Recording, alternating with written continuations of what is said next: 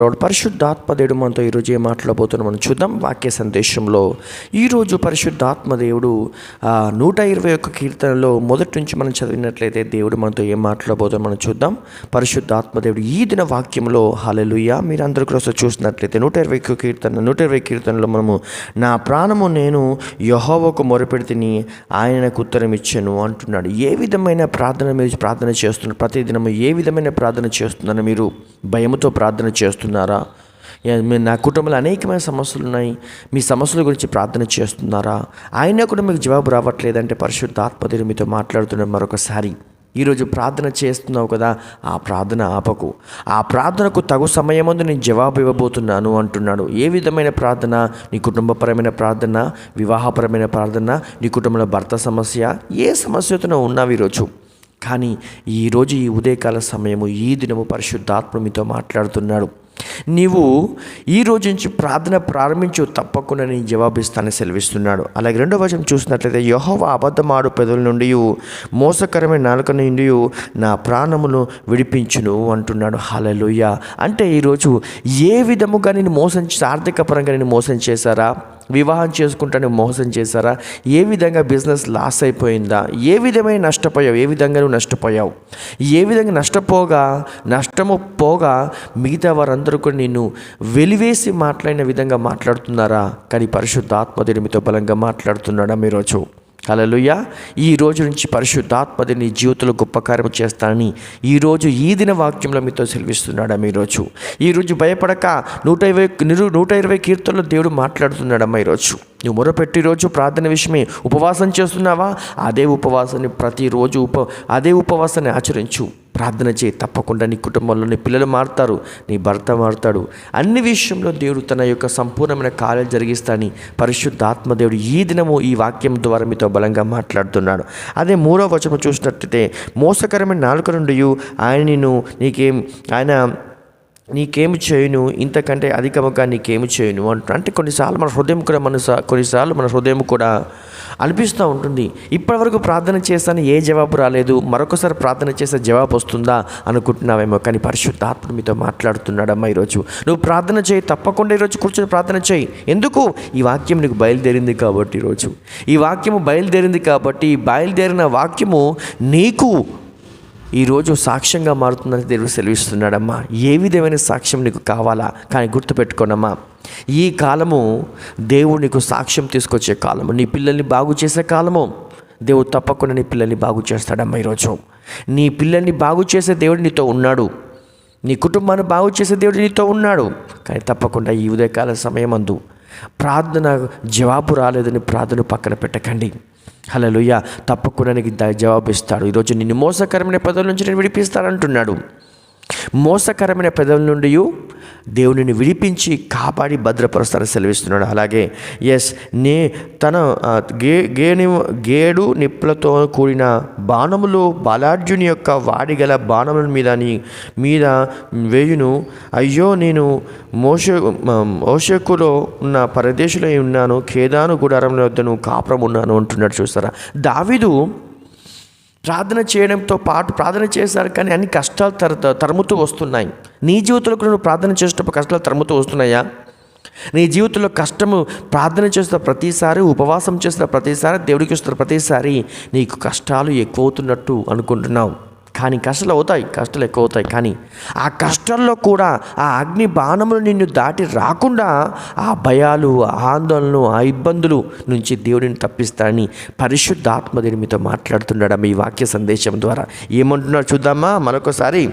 గేడు నిప్పులతో కూడిన బాణములను, బలాఢ్యుని యొక్క వాడిగల బాణములను నీ మీదికి రాకుండా నా మీదికి వేయును. శత్రువు అనేవాడు అగ్ని బాణాలు వేస్తాడు. నీ ప్రార్థన ఆగిపోవాలని, నీ ఉపవాసం ఆగిపోవాలని, నీ జీవితంలో ఏది కూడా జరగకుండా ఉండాలని అపవాది ఏం చేస్తాడు? బాణములను వేస్తాడంట. అంటే నీ జీవితంలో ఏ బాణం, అగ్ని బాణములు నీ మీదకి రాకుండా పరిశుద్ధాత్మ దేవుడు ఈరోజు నీ ప్రార్థన తిరిగి ప్రారంభించు. తప్పకుండా నీకు జవాబిస్తానని పరిశుద్ధాత్మ దేవుడితో బలంగా మాట్లాడుతున్నాడు ఈరోజు. తప్పకుండా నీకు జవాబు రాబోతుంది. ఈరోజు తప్పకుండా నీకు జవాబు రాబోతుంది. అలాగే చూద్దాం ఒకసారి. అయ్యో, నేను మోషలో పరదేశునై ఉన్నాను, కేదారు గుడారం యొద్ద కాపురం ఉన్నాను, కలహప్రియుల యొద్ద నేను చిరకాలము నివసించువాడను. నేను కోరుకున్నది సమాధానమే, అయినను నా మాట నోట వచ్చి నా నోట వచ్చితినో కూడా యుద్ధముతో చేయుదు. Thank you Jesus. హల్లెలూయా. ఎందుకంటే thank you mighty holy spirit. మరొకసారి చదువుదాం. నేను కోరదగిన సమాధానమై ఆయన మాట నా నోట వచ్చిన తోడనే వారు యుద్ధము సిద్ధమై ఉన్నారు అన్నాడు. చూసారా, నువ్వు ఒక మాట మాట్లాడితే చాలు, నువ్వు ఒక మాట మాట్లాడితే వారు నీ మీదికి యుద్ధము వలె వస్తున్నారా ఈరోజు? ఎస్, నీకు రావాల్సిన ల్యాండ్ నీదే రావాల్సిన నీ ల్యాండ్ నీకే రావాలి. కానీ వారు వితండవాదము చేసి ఈ ల్యాండ్ నాదే, ఈ భూమి నాదే అని భూతగాలతో బాధపడుతున్నావా? భయపడుతున్నావా? అది ఏం జరుగుతుందో, కోర్టులో కేసు ఉందని బాధపడుతున్నావా? చింతపడుతున్నావు? దేవుడు చెప్తున్నాడు, చింతపడకమ్మా, నేను ఈరోజు సమాధానం ఇస్తాను. ఈరోజు శాంతిని సమాధానం ఇస్తాను. నా శ్రమలో నేను యెహోవాకు మొరపెడితే ఆయన నాకు ఉత్తరం ఇచ్చను అంటున్నాడు. అంటే ఈరోజు నీకు ఉత్తరము రాబోతుంది. ఈరోజు నేను మీ గురించి ప్రత్యేకంగా ప్రార్థన చేయబోతున్నాను. ఈ రోజు నుంచి ప్రతి దినము నీకు వాక్యము బలపరచు వాక్యము ద్వారా పరిశుద్ధాత్మధుడు మిమ్మల్ని దర్శించబోతున్నాడు. ఈరోజు మీ గురించి ప్రార్థన చేయబోతున్నారు. అందరూ కూడా ప్రార్థనలో ఏకీభవించండి. నిజమే యేసయ్యా ప్రభా, ఈరోజు మా ప్రియ పరలోకపు తండ్రి, ఈరోజు మొదటిసారిగా అనుదిన వాక్యములో మొదటి దినము, ఈరోజు వాక్యములో కీర్తన గ్రంథం 120 అధ్యాయం 1 వచనం ప్రకారముగా వారు ఎక్కడెక్కడైతే ప్రార్థన చేసి ఓడిపోయారేమో, ఓడిపోయిన ప్రార్థన మరొకసారి గెలిపిస్తారని చెప్పి ఈరోజు వాక్యం ద్వారా మాట్లాడిన దేవా, మా ప్రియులు ఎక్కడెక్కడి నుంచి ఈ షార్ట్ వీడియో చూస్తున్న, ఈ వీడియో 5 నిమిషాల 6 నిమిషాల వీడియో చూస్తున్నారేమో ప్రభా, ఎట్టి పరిస్థితుల్లో ఈ వీడియోను అనేకులకు చేర్చి వారి భయాల్లోంచి వారు విడుదల పొందాలా, కుటుంబంలో నుంచి విడుదల పొందాలా, అనేకమైన సమస్యల నుంచి విడుదల పొంది వారి పట్ల సాక్ష్యము తీసుకురమని ప్రార్థన చేస్తున్నాం. వారి కుటుంబం పట్ల, వారి ఉద్యోగం పట్ల, వారి వివాహం కాకపోతే కుమార్తె కావచ్చు, కుమారుడు కావచ్చు, వివాహం జరగలేకపోతే ఆ వివాహపరమైన సాక్ష్యాన్ని కూడా తీసుకురమని ప్రార్థన చేస్తున్నాను తండ్రి. మోషే గుడారం ఉన్న చోట నేను ఉన్నానని మోషే అని దావీదు చెప్పుచున్నాడే. అంటే ఏంటి? నేను మంచి చేయకపోతే చెడు నాకు తిరిగి వస్తుందని దావీదు ప్రార్థన చేయడం మానేశాడా? కానీ మానవేయలే. ఈరోజు పరిశుద్ధాత్మధుడు మీతో మాట్లాడుతున్నాడు. మీరు చెడు దూరం అయిపోయింది, చెడు నన్ను ఇబ్బంది పెడుతుందని నీ ప్రార్థన చేయడం ఆపేశాను సార్ అంటున్నావా? తిరిగి నీ భక్తిని, తిరిగి నీ ప్రార్థనను నువ్వు తిరిగి ప్రారంభించు. తప్పకుండా పరిశుద్ధాత్మధుడు గురించి సమాధానం ఇస్తాడు. ప్రభా నజనేసయ్యా, ఈరోజు మా ప్రియులు ఎవరైతే పడిపోకుండా ప్రతిదినము ప్రార్థనలో, వాక్యంలో, ధ్యానంలో ఉంటూ ఈరోజు వారి భయాల నుంచి విడిపించండి నాయన. ఈరోజు తప్పకుండా దేవుడు నీకు సహాయం చేస్తాడు. తప్పకుండా పరిశుద్ధాత్మ దేవునికి సహాయం చేస్తాడనే సెలవిస్తున్నాడమ్మా. తప్పకుండా ఆయన సహాయం చేస్తాడు. ఈరోజు నీ కుటుంబాన్ని నిలబెడతాడు. ఈరోజు నీ కుటుంబాన్ని బలపరుస్తాడు, నీ కుటుంబాన్ని నింపుతాడు. ఈరోజు నీకు తప్పకుండా నిరుద్యోగంతో బాధపడుతున్న నీ కుమార్తెకు, నీ కుమారుడికి ఈరోజు ఉద్యోగం తప్పకుండా వచ్చి నీ కుమార్తె వివాహం కూడా ఘనంగా జరగబోతుందని దేవుడు సెలవిస్తున్నాడమ్మా. తప్పకుండా సహాయం చేస్తాడు. ఈరోజు ఈ వాక్యము నేను అప్లోడ్ చేయబోతున్నాను కాబట్టి ప్రతి ఒక్కరికి లైవ్ని షేర్ చేయండి. ఈ వాక్యాన్ని తప్పకుండా ఈరోజు అనుదినము మనం ప్రార్థన చేయబోతున్నాం. అనుదినము వాక్య సందేశాలు అందించుకుంటూ అనేకుల కొరకు ప్రార్థన చేయబోతున్నాను. తప్పకుండా ఈరోజు అనేకులకు ఈ వాక్కుల సందేశాన్ని తిరిగి పంపించండి. ప్రభా, అందరినీ ఆశీర్వదిస్తున్నాను తండ్రి.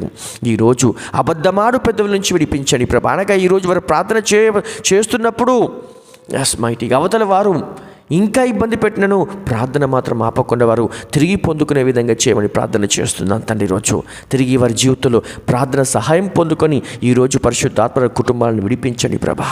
వారి కుటుంబాన్ని విడిపించండి, సమాధానంతో నింపండి, శాంతితో నింపండి. భయపడుతున్న ప్రతి పెదవుల నుంచి విడిపించి సాక్ష్యముతో నింపమని యేసు నామములో ప్రార్థిస్తున్నాము తండ్రి. God bless you. Thank you very much.